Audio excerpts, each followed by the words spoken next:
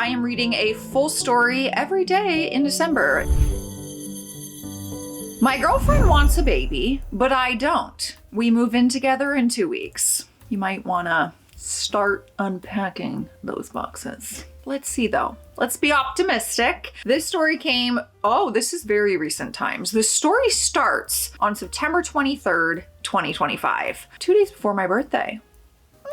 Me, 28 female, and my girlfriend, 26 female, have been together for 3 years and are moving in together. I have a part-time job and an online business I'm trying to pick up from the ground while my girlfriend works at a preschool. So you can imagine we are barely meeting the mark in living costs alone, hence me moving in with her since she has the lower rent. We've had talks about our wants in life, what career, dream trips, family stuff. I've made it clear that I'm child-free due to my upbringing of parentification. Basically, I'm already tired and done with the child raising. She agreed as her job was enough when it came to childcare. This was a year ago. While I was bringing in the last boxes for the day, I got a text from her that she wanted to talk about something important. I figured it was about the stuff that I was bringing in. I had more boxes back at the place, and I followed her into the bedroom. She sat me down and told me if I had ever thought about marrying her one day. I admit I wasn't sure yet since we're barely moving in together and we needed to get to know each other on this level first before making a big commitment like that. I have heard plenty of horror stories of couples getting married before moving in and then they grew to hate each other. I still loved her though, but I wanted to know everything with each step.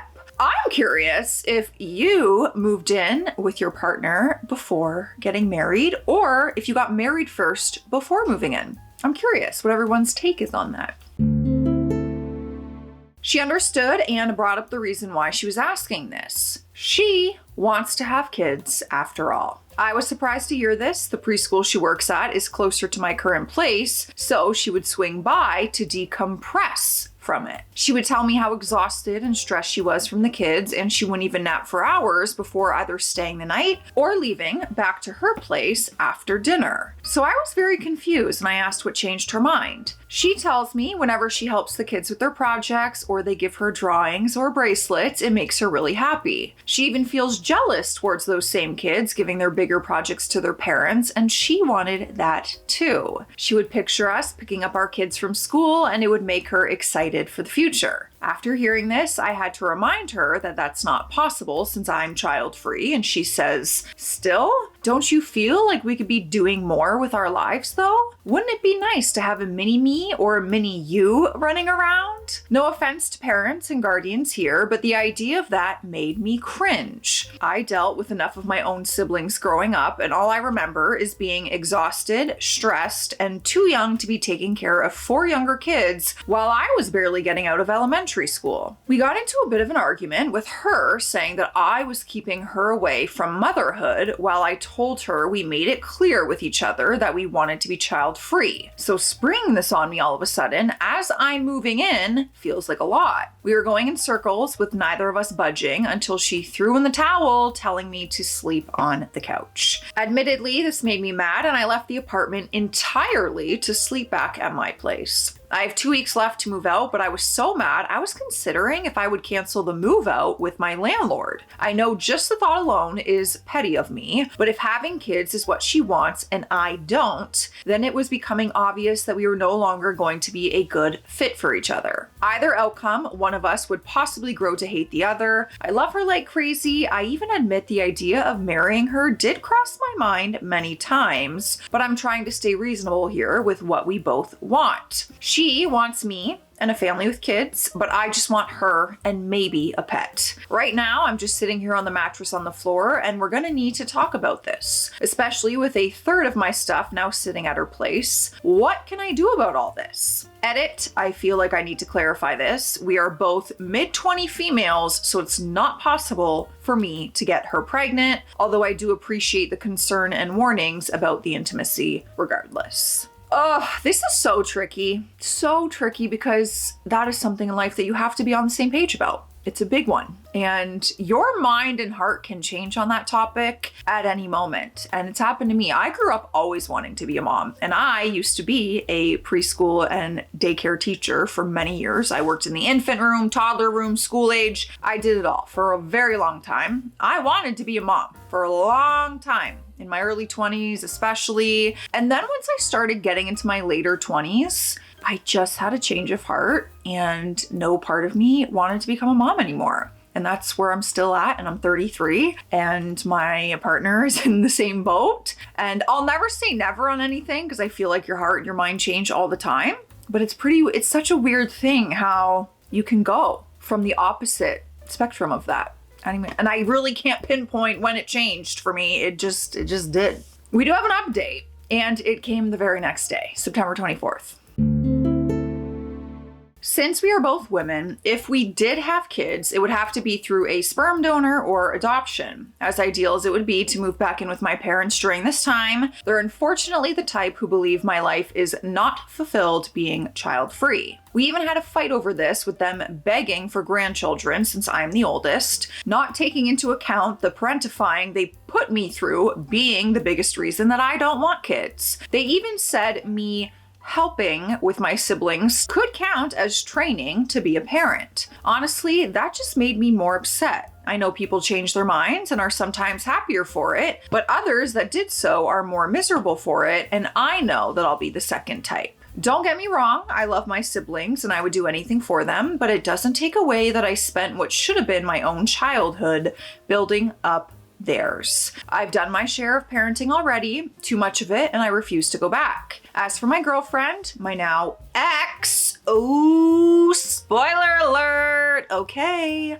Building up a fantasy of parenthood, that seems to be the case, but there was another that I really hoped wasn't true. So the next morning, I get a text from her asking if I can come back and we can have a talk about our fight. I was hoping with the cool down time, we would be more civil about the discussion, but just in case, I called my brothers, 24 male and 21 male, and asked them for help and to be on standby. Despite the rough life I had to endure, at least my siblings recognized it was me raising them and our parents taking most of the credit, so they're always ready to help me when I need it. I rarely asked for any, so my brothers were quick to show up when I felt really desperate. I feel like I should give placeholder names here, so my brothers will be Tom, the 24-year-old, and the 21-year-old will be Jerry. Tom and Jerry. And my girlfriend will be Sarah, fake name. So Tom and Jerry come over and I tell them I have to have a serious talk with Sarah, and if things go south, I'll need them with the moving van close by to get all of my stuff back. Oh right, because we haven't even fully moved in yet. I left an email to my landlord about the moving situation, hoping I can cancel the moving date, but if it doesn't work out, then Tom agreed to help me get a storage lot for my stuff and have me stay at his place until I can get a new place. So a backup plan is covered. I went to Sarah's and she was pretty puffy-eyed and red, hugging and apologizing to me for getting upset with me, and we started talking. To the comments who threw in the idea that she may already be pregnant and cheated, I hate how right you were. That thought never crossed my mind. I just gave a big speech about, oh, our minds and our hearts can change. Or she cheated on you, slept with a man, and got herself pregnant. My mind did not even go there. Okay, well then, this changes the entire story. I feel like this needs a whole other title. She found out a week ago and was telling me how scared she was to be carrying a child and not knowing what to do. But the thought of being a parent brought her so much joy that she wanted to share that joy with me. Babe, that's not my child. You actually have conceived a child with someone else during our relationship. What joy is to be had here? She started hamming up a fantasy about us being a great team with both our experiences, and I just started blanking out. Like, I can see her excitingly talking, and all I can hear is, she cheated, she cheated, she cheated. After what I felt like I swallowed gallons of seawater, she stopped talking, held my hand, and proposed. I'm really happy you have that move-out truck on standby. Wow. I just about had enough. here was the woman I love kneeling before me in a teary-eyed smile, and I'm trying not to scream and throw up over this. This being the thing that people were right about. I asked her, so you cheated on me, got pregnant, and now you're expecting me to just marry you and love happily ever after with this? Guys, the look she gave me, actually shocked by what I said, made me want to leave, but I needed answers. When did she cheat? How? And with who? How long does it even take for a pregnancy to happen between then and now? Sarah wouldn't answer the question. She just kept accusing me of accusing her of being unfaithful and slut-shaming her for her actions. This is infuriating me, as if it was my own life. It's not your life. It's not your story. You're fine. She said she did it for us, and the pregnancy was a beautiful thing that she was willing to carry out for us, as if she did it as a favor. She even had the nerve to say that if I really loved her, I would stay and raise our child together. She's delusional. It's actually concerning. I'm concerned for her mental health. I couldn't take it anymore, and I just went to the bathroom and locked myself in there, texted my brothers to come up, and finally threw up in there while Sarah kept jiggling the doorknob. Eventually, I get the text, Tom and Jerry are at the door, and I finally leave to open it with Sarah now tugging on my sweater, begging and crying for me to hear her out. It didn't get any better when Tom and Jerry came in and began grabbing my boxes. She tried throwing books at them, so I tried to restrain her without hurting her. The boys didn't budge or stray. They were passing the boxes all outside the hall while Sarah continued to scream and scratch on my arms under my sleeves. Eventually, she got a really bad scratch that made me let go, and she ran into the bathroom and kept screaming and crying in there. Jerry warned me that she's only doing that to keep me from leaving and hoping that I would go in and comfort her, and to just keep gathering my boxes so he and Tom can keep getting them out. Neighbors were coming out to see the commotion, and I had to keep getting in between my brothers and them and explain what was going on, and all I had on my mind was hoping that none of them would call the police. Thankfully, either the neighbors took our word, or this was the one time the police took their time showing up, because we got all my stuff back into the truck in about half an hour. I really hoped that some of you weren't right, that she didn't cheat, that I wasn't going to be baby trapped, or that she'd even think she could accomplish that with me having nothing to do with it biologically. Did you guys guess that? Let me know if your mind went to that conclusion or an option. Not mine. Like, WTF is my life right now. Here I thought I was safe from that kind of situation, but yolk on my face, I guess? Like egg yolk? I don't know what that phrase means, but all right. I just don't know anymore, guys. Thank you for the warnings and the theories. Despite them all keeping me from sleeping, they kept me on edge for all the right reasons, and being an overthinker, I'm glad I was prepared for this outcome. I'm glad Tom and Jerry were there at the ready, because who knows what could have happened if I did this alone. Well, you wouldn't have moved out in half an hour, that's for sure. Even Jerry brought that up, knowing how hesitant I was asking for help. It was a great moment for an I told you so mate, but I know they both mean well. Especially Tom bringing his dog over for emergency cuddles while we wait for my landlord to get back to me. Until then, Jerry says he can stay over for a couple days until we know what we're gonna do next. So I guess the packing is in between at a halt and still ongoing until my outcome is decided by my landlord. But I want the answers to those questions. Who did she sleep with? When did it happen? How did it happen? What's happening with the father of the baby? What's going on? I need answers because obviously this is now affecting my life. You know what? After news like that, we could all use a drink. You know what I mean? Unfortunately for us, it's just water because it's hydration station. So cheers. Drink your water. Also drink whatever the hell you want though. I have a confession to make. I have not been on hydration station today. I mean, I've hardly been on hydration station today. Like, I'm waiting at the station, but I didn't get on the train, essentially. I need to do better.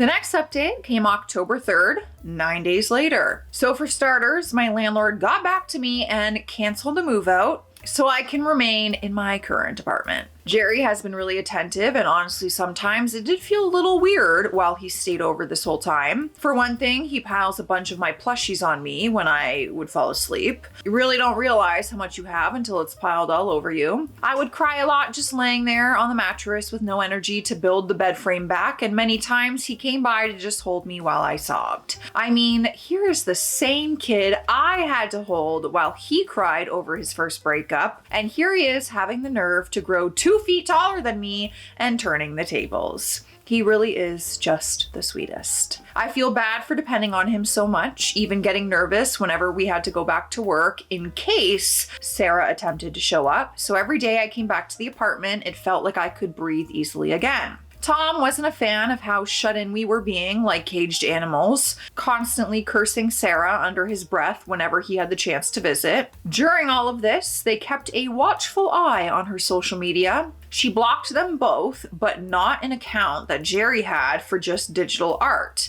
And if there's one thing he has stood by the most since being in grade school, it's to never throw the first punch. So there he was, monitoring any steps that she was going to take with evidence in hand if she was going to spin a different table. But before that could happen, you guys were once again right about what she would try next. Because yeah, she went to our parents about the situation. They both called me and I brought Tom and Jerry in tow, only to find Sarah crying tears of joy as she went to try and hug me while our parents were excited for us. Oh God, she went over there and said like she got pregnant. Probably told them it was through like the sperm donor, IVF. I don't know all the proper terms for that experience, but she obviously worded it as in like it was their child together. Can't wait for them to find out the truth. She told them that we were engaged and she had the gall to show up with a ring and everything. The damn thing was from her side of the family that she never took outside of the box. She's a little cuckoo bonkers, that one. Tom and Jerry had to block her away from me, and it was unsettling watching her act like everything was normal, holding her belly and acting like the innocent, expecting fiance. Tom pushed me into the kitchen as Jerry took out his phone. I was kept in there trying not to have an anxiety attack while I could hear Jerry yelling over Sarah as he showed our parents all the evidence he had collected. Dad came into the kitchen and pulled my sleeves up, looking like he was going to throw up, seeing the scratches that she gave me, marched back to the living room, and now he was shouting at Sarah. This part happened so fast. She came into the kitchen with our parents and Jerry chasing after her, and Tom swinging me into the corner of the kitchen, shouting, "Stay the F away from her," keeping himself between me and Sarah, holding on to me like a scared child. My mom came in like a bat out of hell, grabbing Sarah by the hair to drag her out with Dad and Jerry to keep Sarah from falling. This is like a Jerry Springer episode.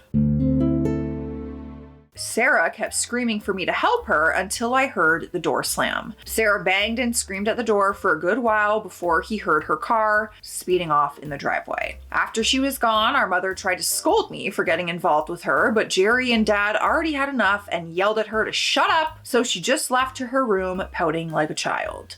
I swear, even in a situation like this, none of us wanted to deal with narcissism next, so the three of us took the time out as a chance to leave. Even after all of that happening, Jerry still held onto the evidence and kept waiting. Sure enough, Sarah made the post that he was waiting for, spinning a tale of me running away from an agreed pregnancy and leaving her alone as a single mother, even going so far as to bash my brothers for ganging up on her and threatening to harm her. On cue, Jerry posted the screenshots of her spam messages, admitting to the cheating and basically trying to baby trap me, and pictures of my injuries and ruined sweater, and even got the doorbell camera from our parents' house of her showing up days after and getting kicked out and screaming at the door with what actually happened in paragraphs. Oh boy. Then he went back to her post and spammed the comment section replies with the pictures and links to the post. Even some of the people in the comments were already questioning her story, since a lot of them knew that she and I were child-free, but those ready to take her side were quickly given a reality check. He even edited his post to provide the link to her post and went right back to screenshotting everything before she had the chance to delete her post. Honestly scares me how on point and at the ready Jerry was with this, even going so far as already trying to find clues on the baby daddy and the night she likely cheated. I still want to know all that information. So yeah,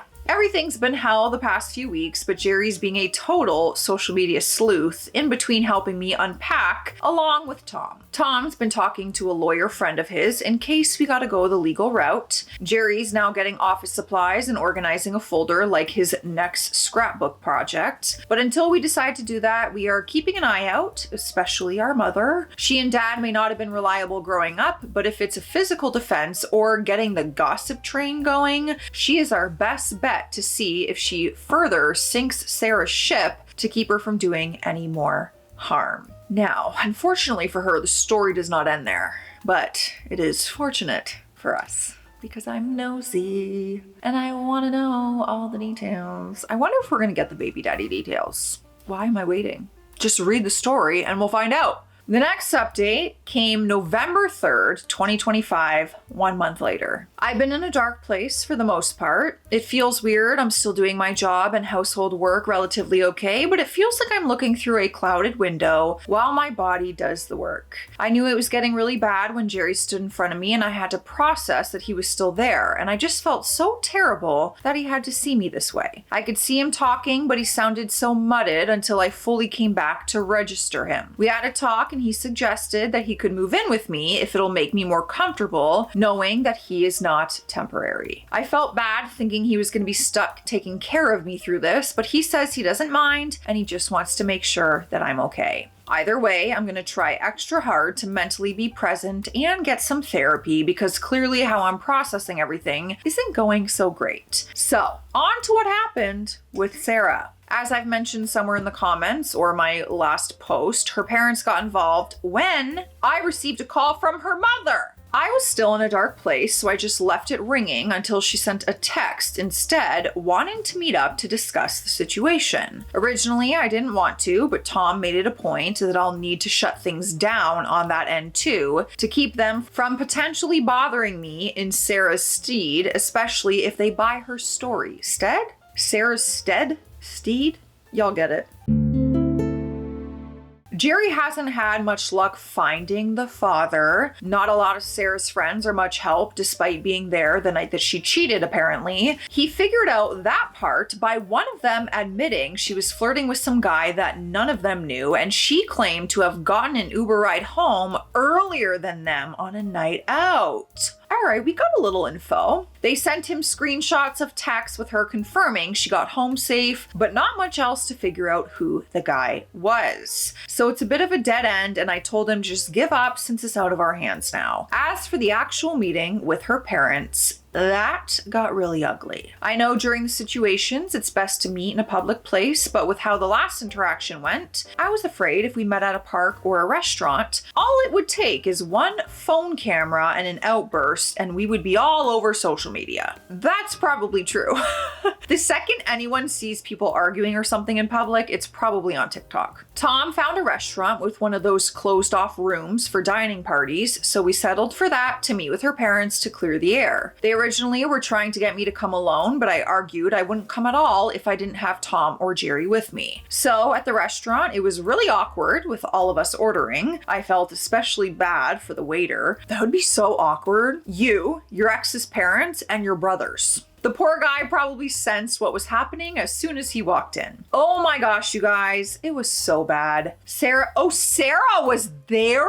I thought you were just meeting with her parents. Sarah told her side. I told mine. Jerry took out his folder of printouts, and Tom tried to keep everyone from getting too loud. Eventually, her mother was going on and on about the sanctity of marriage and how we need to be a team and how I need to be a good partner and be there for my future wife and child. Ma'am, that's my ex-girlfriend. What are you talking about? At this point, Jerry would have been thrown out of the courtroom if he became a lawyer, so please excuse the language here, but this is what he yelled. Oh my God, she doesn't even have a D. It's not her baby. I swear you could hear whoever could have been eavesdropping on this whole thing hiss in their teeth with how quiet it got. Her parents were in shock. I was horrified, and Tom, I don't know, also horrified, but in agreement. And Jerry just kept going how the ring Sarah was wearing wasn't even from me, how I didn't have one, I was child-free, and yeah, the whole not being a reproductive candidate in this equation.